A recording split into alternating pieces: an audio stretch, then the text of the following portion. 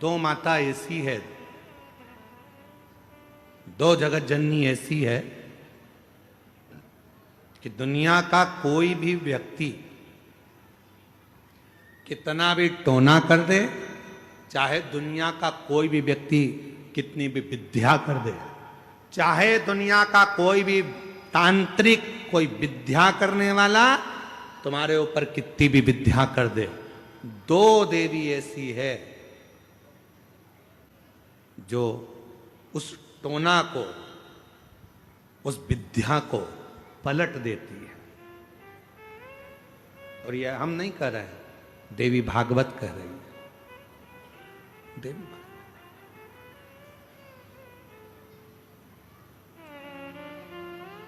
काली पुराण में भी इसका वर्णन आता है, देवी भागवत में भी इसका वर्णन आता है।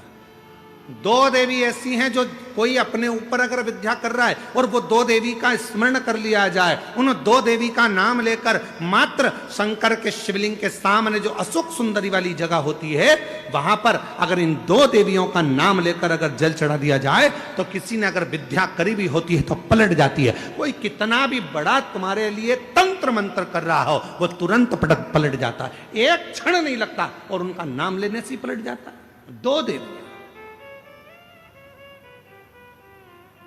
एक प्रत्यगिरा माता,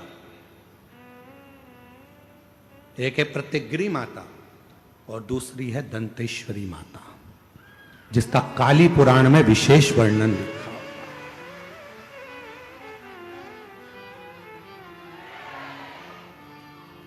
जिसका देवी भागवत में वर्णन आता है।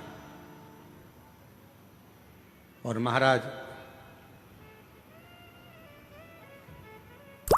प्रत्यगिरी माता का वर्णन स्वयं यहां तक, प्रत्यगिरा माता का वर्णन यहां तक अथर्व वेद में भी प्रत्यगिरी माता का वर्णन और दंतेश्वरी माता का स्मरण यहां तक अथर्व वेद में भी वर्णित किया गया प्रत्यगिरी माता का।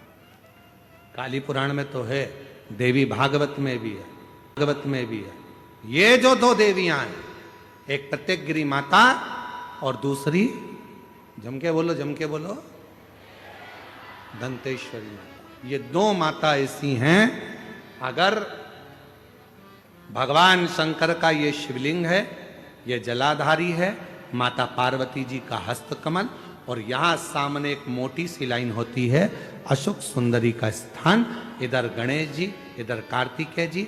जब हम दक्षिण में खड़े होकर, उत्तर में मुख कर कर यहां खड़े होकर जब हम शिवलिंग पर जल चढ़ाते हैं और अपने जल के पात्र को थोड़ा सा आगे बढ़ाकर हम इस स्थान पर, अशोक सुंदरी के स्थान पर, इस यहां खड़े होकर जल चढ़ाते समय इस स्थान पर अपने पानी के लोटे को आगे बढ़ाते हैं और जल को यहां गिराते हैं।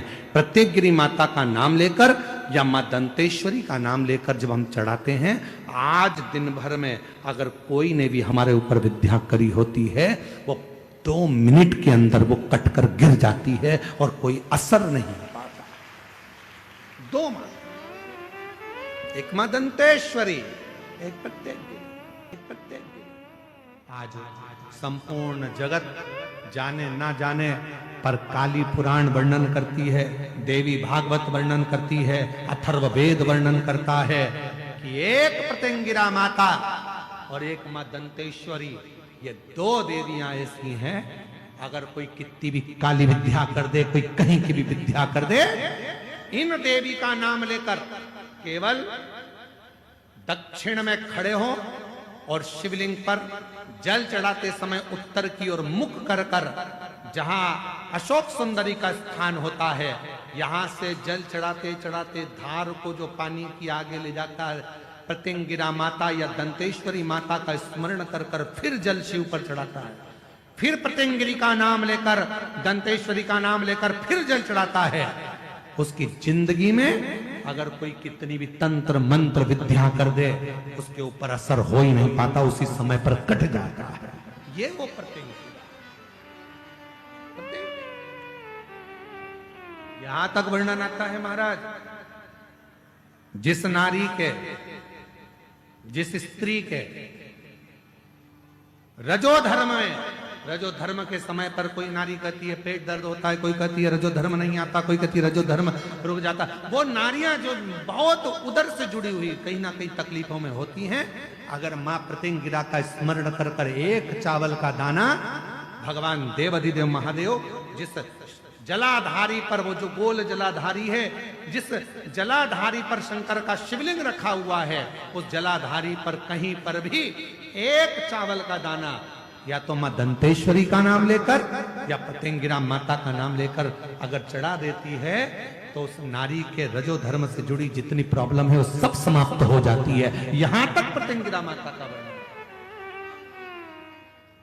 कोई बीमारी आ गई, यहां वहां ना जाकर सबसे पहले हॉस्पिटल से, अस्पताल।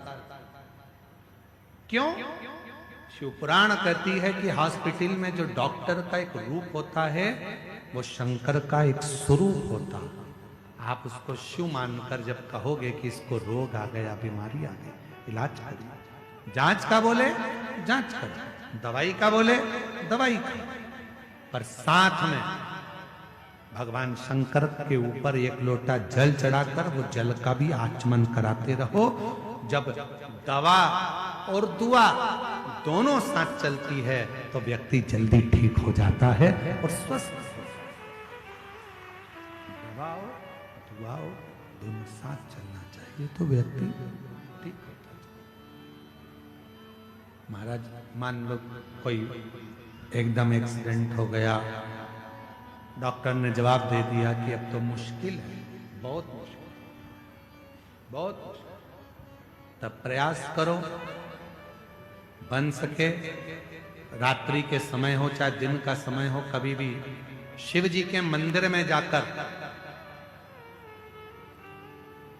एक हाथ में दूध लेकर, एक हाथ में जल लेकर, मां प्रतिंगिरा का नाम लेकर, मां दंतेश्वरी का नाम लेकर उस दूध और जल की धार को एक साथ शिव पर चढ़ाना प्रारंभ करो और प्रारंभ करो और उसका नाम बोलकर कि बाबा उसको संभाल लेना मेरे भोलेनाथ। बहुत डॉक्टर मना कर रहा है पर तू कृपा करेगा तो वो अच्छा हो जाएगा, तेरी करूंगा तो वो ठीक हो जाएगा। कहते हैं कि आप जब भगवान शंकर को एक लोटा जल चढ़ाने के लिए जाते हैं, भगवान शिव को जब आप एक लोटा जल चढ़ाने के लिए जाते हो, तो शिव पुराण की कथा कहती है जब लौट कर आते हो जल चढ़ाकर, तो शिव महापुराण की कथा कहती है कि आपका पात्र भले वहां जल चढ़ाकर खाली हो गया हो, पर जब आप लौट कर आते हो तब आपका पात्र खाली नहीं रहता, उसमें शिव की आज्ञा से लक्ष्मी प्रवेश कर कर तुम्हारे घर के अंदर प्रवेश कर जाती है। लक्ष्मी प्रवेश कर, एक मां दंतेश्वरी, एक प्रत्येकगिरी। कौन है ये प्रत्येकगिरी माता? तो शिव महापुराण में बड़ा सुंदर वर्णन आया कि जब हिरण्यकशिपु ने बहुत तप करा, बहुत तप,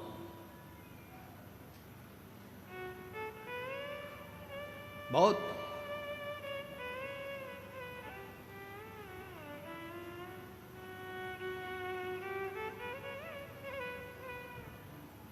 मेरा निवेदन है आस्था चैनल वालों से, कथा लाइव चल रही है, उनसे हम निवेदन करेंगे कि आपके पास में दंतेश्वरी माता का फोटो हो तो आस्था चैनल वाले अवश्य दिखाते रहें बीच बीच में जहां कथा चल रही है। और प्रत्येकगिरी माता का अगर फोटो हो तो सिंह का मुंह होगा माँ का, स्त्री का शरीर होगा माँ का, और बड़े बड़े दंत होंगे उनके प्रत्येकगिरी माता के। अगर वो भी चित्र हो तो अवश्य जहां कथा चल रही है तो लोगों को मालूम पड़े कि प्रत्येकगिरी माता कौन सी है, दंतेश्वरी माता कौन सी है, उनका स्वरूप का दर्शन अवश्य करा।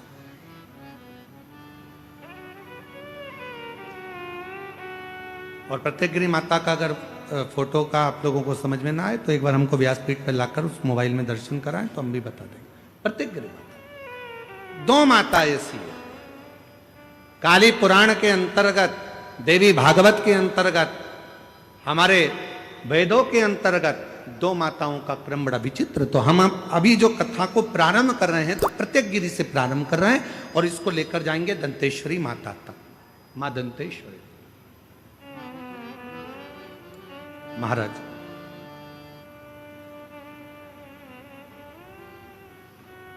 हिरण्यकशिपु ने तप किया, वर मांगा भगवान से, वर प्राप्त किया। ना नीचे मरूं, ना ऊपर मरूं, ना अंदर मरूं, ना बाहर मरूं, ना अस्त्र से मरूं, ना शस्त्र से मरूं। एक करके मेरे माता का मोबाइल पर निकालो।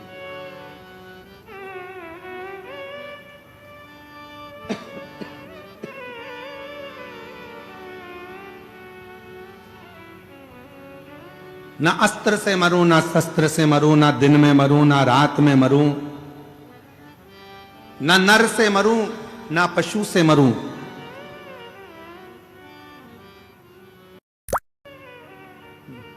ना ही 12 महीने में मरूं।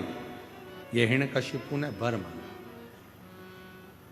वर दिया तथास्तु, ठीक है। और वो वर मिल गया। हिरण्यकशिपु बड़े बहुत प्रबल हो गए। ऐसा वर प्राप्त हो गया कि अब मेरे प्राण नहीं छूटेंगे। ऐसा वर मिल गया मुझको कि अब मैं मरूंगा नहीं। खूब खूब उत्पात हिरण्यकशिपु ने मचाया। घर आया तो पता चला कि मेरी धर्मपत्नी के गर्भ से एक बेटे ने जन्म लिया है जिसका नाम प्रहलाद है, जिसका नाम प्रहलाद का जन्म।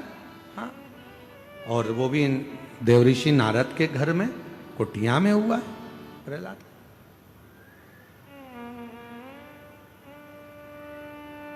हिरण्यकशिपु प्रहलाद की भक्ति को देखते रहे, क्योंकि प्रहलाद देवऋषि नारद के घर में रहे तो उन्होंने भगवान का भजन सुना, भगवान का स्मरण सुना।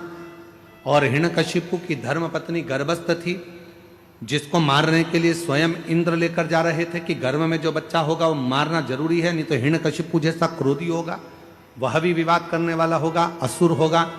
तो नारद जी ने उसको छुड़ा लिया था और नारद जी ने उसको इतना ज्ञान दिया था, इतना ज्ञान दिया कि गर्भस्थ बालक भगवान की अविरल भक्ति में डूबने वाला उत्पन्न हुआ। इसलिए हमारे पुराने समय की माताएं कहती हैं कि गर्भ में जब बच्चा रहे उस समय पर रामायण गीता का स्मरण करना चाहिए, गर्भवती नारी को भगवान का भजन करना चाहिए, गर्भवती नारी को भगवत स्मरण करना चाहिए, गर्भवती नारी को भगवान को जल चढ़ाना चाहिए, गर्भवती नारी को अच्छे अच्छे पुराण वेद और शास्त्र श्रवण भी करे और पढ़े भी। पर आज के जमाने में जैसे गर्भ ठेरता है डॉक्टर कह देते हैं बेड रेस्ट, पलंग पर पड़ी रहो दिन भर।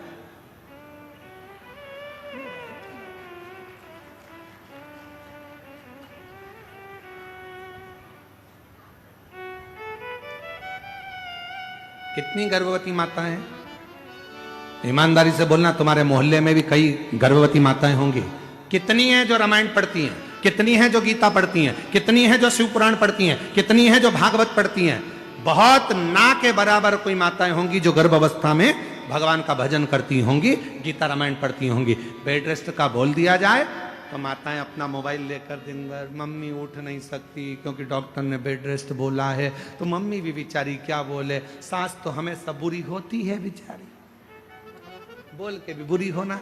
तो इससे अच्छा है बेटा जैसा डॉक्टर ने बोला वैसा कर ले। पर हमारे डॉक्टर तो पूर्व समय में कहते थे बेटा खूब काम करो। जैसे एक विदेश में एक संत घूमने गए तो वहां उन्होंने देखा 2 तरह का हॉस्पिटल था।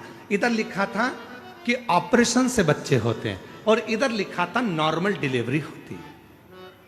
अब डॉक्टर को संत को लगा बताओ गजब का हॉस्पिटल है, एक ही हॉस्पिटल में दो जगह लिखा है इधर ऑपरेशन से होते हैं, इधर लिखा है कि नॉर्मल डिलीवरी होती है। तो संत ने पूछा क्यों भैया ये ऑपरेशन से बच्चा होता है इसका कितना पैसा लगता है? तो उन्होंने कहा इसके लगभग 5 लाख रुपए लगते हैं। अच्छा, और जो ये नॉर्मल डिलीवरी होती है इसका? तो कहा इसके लगभग 20 लाख रुपए लगते हैं।